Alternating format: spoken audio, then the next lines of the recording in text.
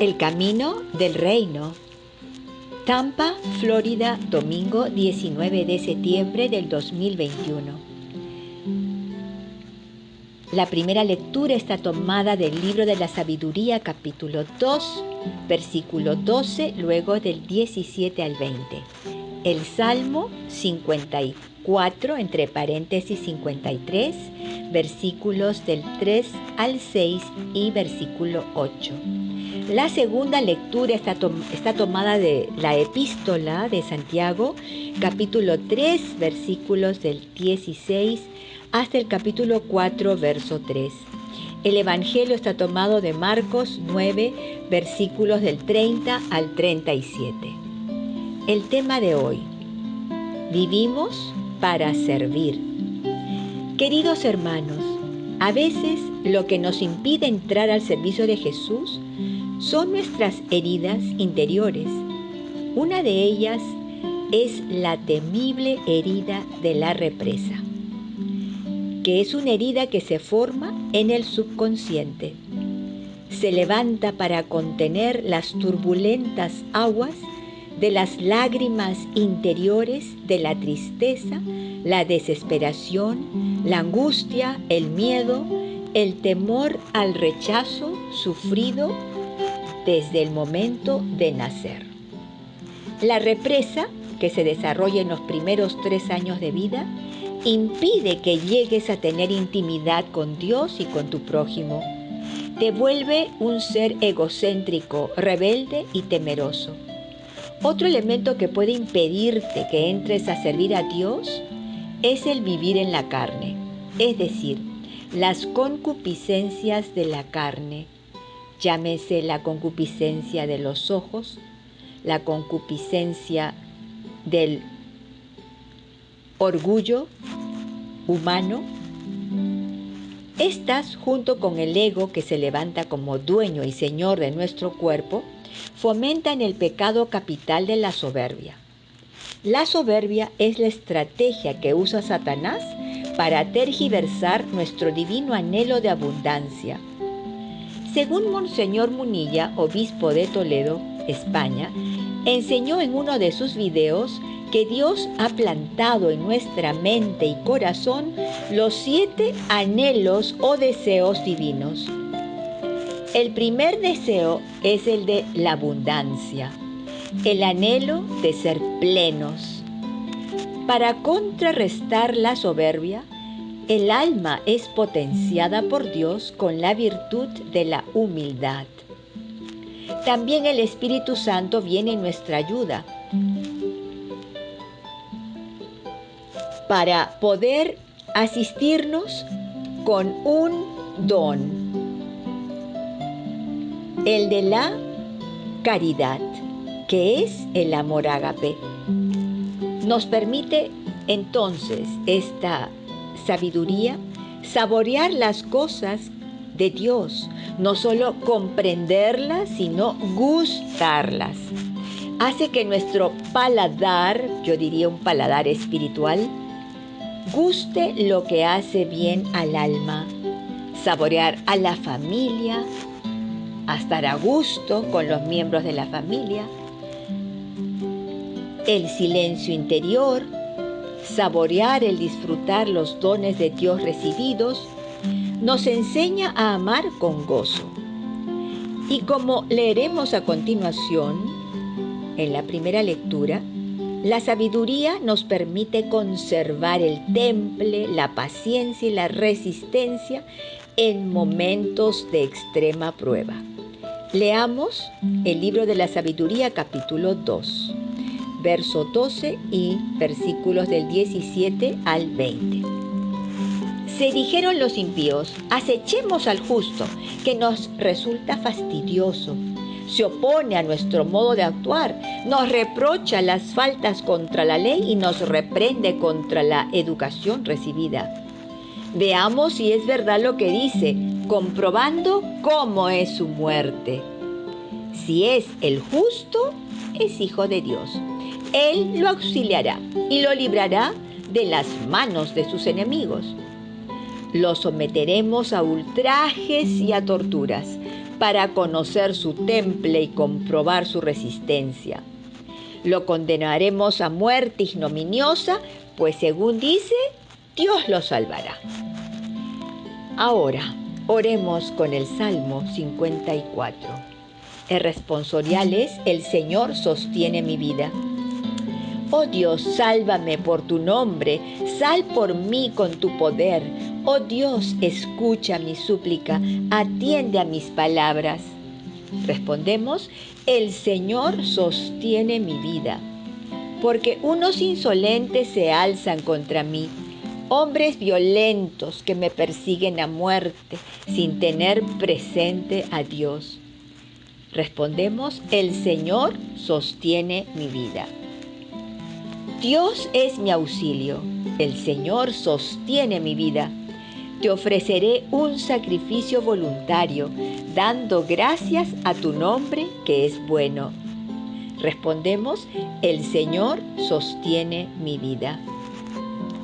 Lectura de la epístola del apóstol Santiago, capítulo 3, versículos del 16 hasta el capítulo 4, verso 3. Queridos hermanos, donde hay envidia y rivalidad, hay turbulencias y todo tipo de malas acciones. En cambio, la sabiduría que viene de lo alto es en primer lugar intachable y además es apacible, comprensiva, conciliadora, llena de misericordia y buenos frutos, imparcial y sincera.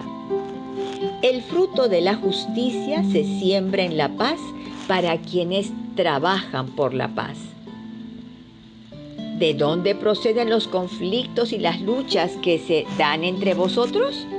¿No es precisamente de esos deseos de placer que pugnan dentro de vosotros? Ambicionáis y no tenéis. Asesináis y envidiáis, y no podéis conseguir nada. Lucháis y os hacéis la guerra, y no obtenéis porque no pedís. Pedís y no recibís, porque pedís mal, con la intención de satisfacer vuestras pasiones. Palabra de Dios. Gloria a ti, Señor.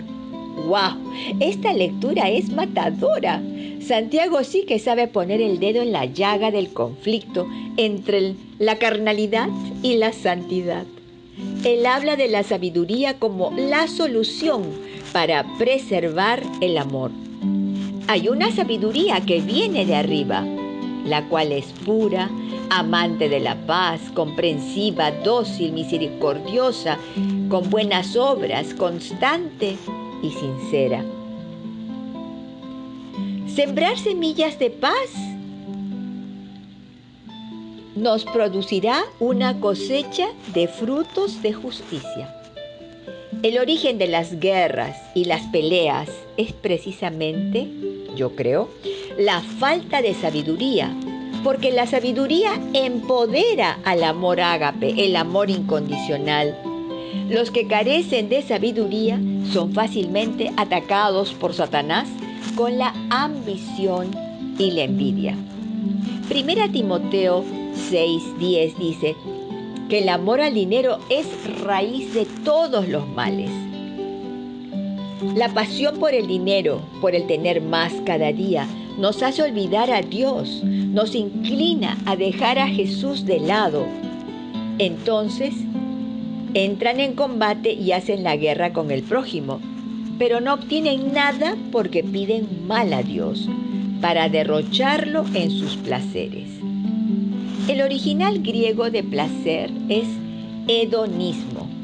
El hedonismo es una pasión tan ardiente por obtener algo que creemos proporcionará placer gratificante.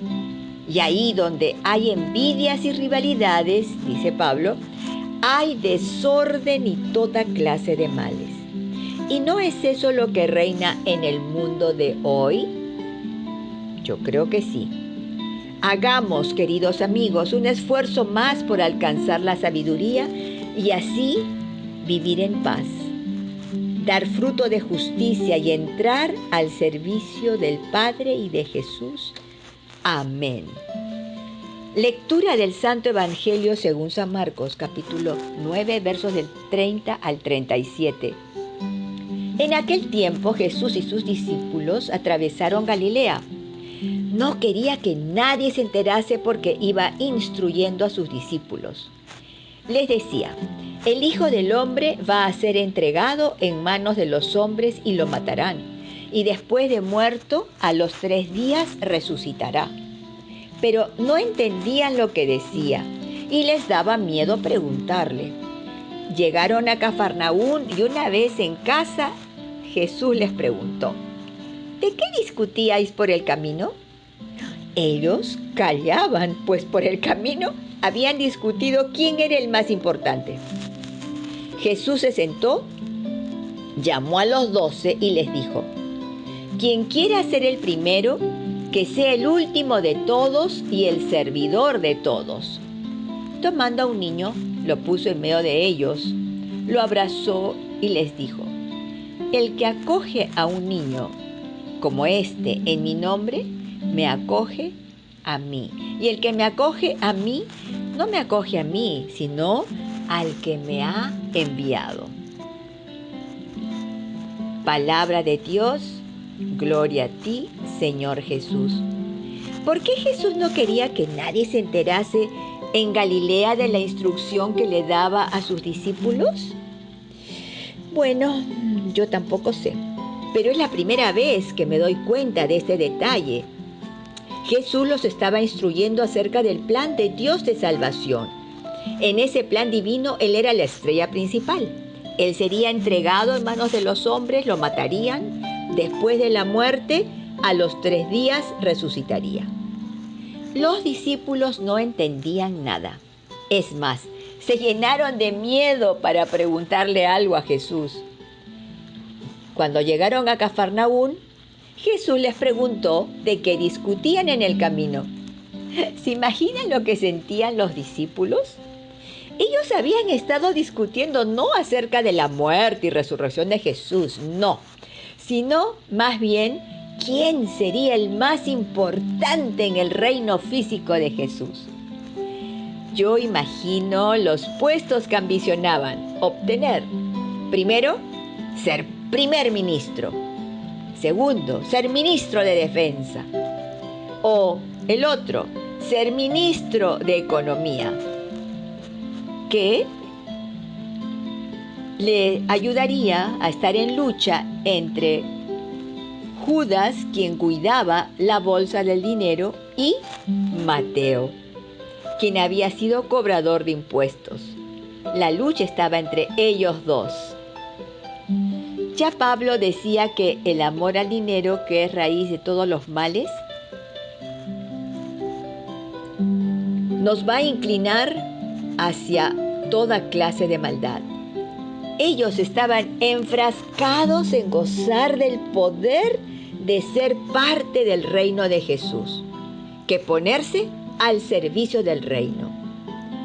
Por eso creo que los discípulos se quedaron mudos. Entonces Jesús, más lindo y tan dulce, los llama y les dice: ¿quién quiere ser el primero? Que se haga servidor de todos. ¡Chau! A la ambición, a las altas posiciones del reino. No, pues, así no era la cosa con Jesús.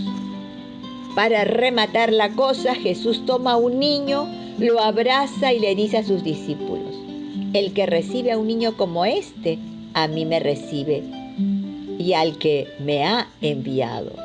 O sea, Jesús les quiso decir: queridos discípulos, no va por allí lo del reino, sino en hacerse como niños dependientes de la voluntad y del amor de Dios. Blanca Foster, Ministerio Yo Amo la Biblia.